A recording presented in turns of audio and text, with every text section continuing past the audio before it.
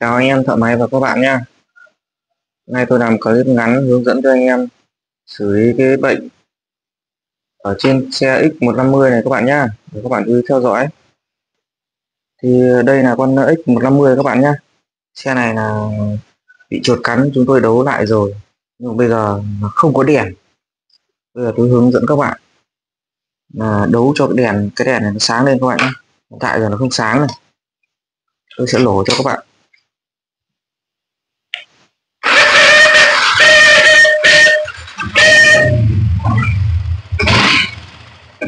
Ở đây bật đèn, không có đèn các bạn nhé. Luôn này.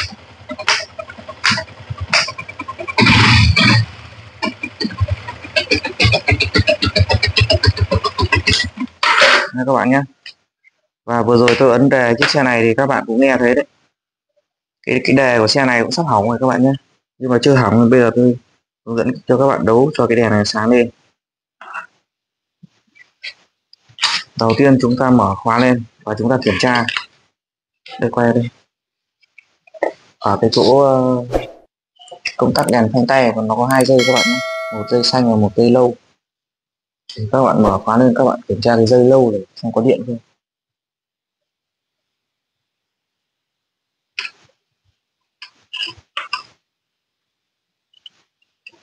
Không có điện. Có điện các bạn nhé. Cái dây lâu có điện, mở khóa lên là có điện. Tại sao lại kiểm tra cái này? Vì tí nữa nếu mà không có điện chúng ta sẽ lấy điện từ dây này ra. Và bây giờ tiếp tục, đây là dây công tắc các bạn nhé, quay gần đây. Đây là công tắc đèn, nó có một dây vàng sọc đỏ và dây xanh này. Dây vàng sọc đỏ nó nối với dây này các bạn nhé. Tôi sẽ rút rác này ra. Đây các bạn để ý nhé. Cái dây vàng sọc đỏ ở cái chỗ cùng công tắc nó sẽ nối vào dây lâu này. Đây các bạn nhé, đây là dây lâu, tôi không tiện tách ra. Dây đang nguyên tôi không tách.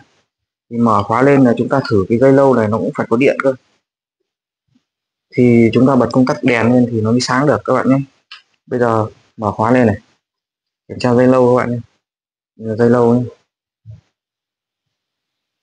Và chúng ta dí ra mắt luôn, mắt định được. Đây, dây lâu ở đây không có điện. Các bạn thấy chưa, dây lâu ở đây không có điện có nghĩa là nó đứt ngầm. Bây giờ chúng ta muốn đấu thì chúng ta phải tách dây này ra. Nó ở đoạn dưới này, nó thông lên cái chỗ cùm công tắc này.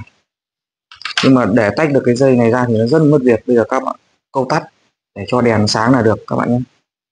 Bây giờ tôi sẽ cắm cái rắc này vào. Tôi cắm vào đây minh họa để hướng dẫn cho anh em nhé. Đấy.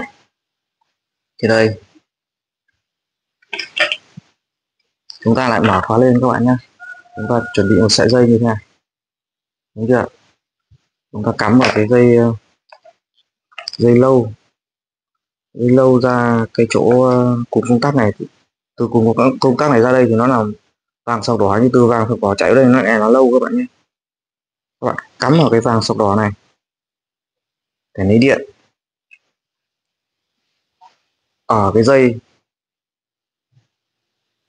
dắt công tắc đèn phanh tay này nhá. Sau đó các bạn mở khóa lên và các bạn đề lỗ. Bây giờ tôi bật đèn lên các bạn nhé. Đấy. Pha cốt cho các bạn xem này.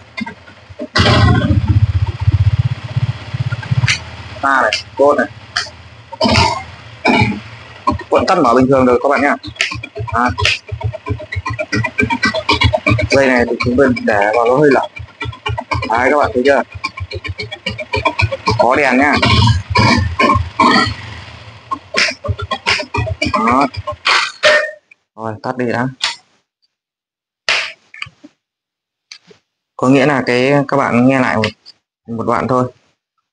Cái mở khóa lên thì dây lâu nó phải có điện cấp vào cái dây lâu này, nó đi vào công tắc bật lên qua dây xanh rồi qua sang pha cốt thì bật đèn lên mới sáng và qua bật pha cốt các bạn nhé. Mở khóa lên là dây lâu này nó bị đứt ngầm. Bây giờ chúng tôi lấy điện từ dây lâu từ cái rắc công tắc đèn phanh tay câu ra đây là đèn sáng, các bạn hiểu ý chưa? Rất đơn giản các bạn nhé. Clip của chúng tôi xin tạm dừng tại đây. Bạn nào vẫn còn chưa hiểu thì hãy bình luận bên dưới các bạn nhé.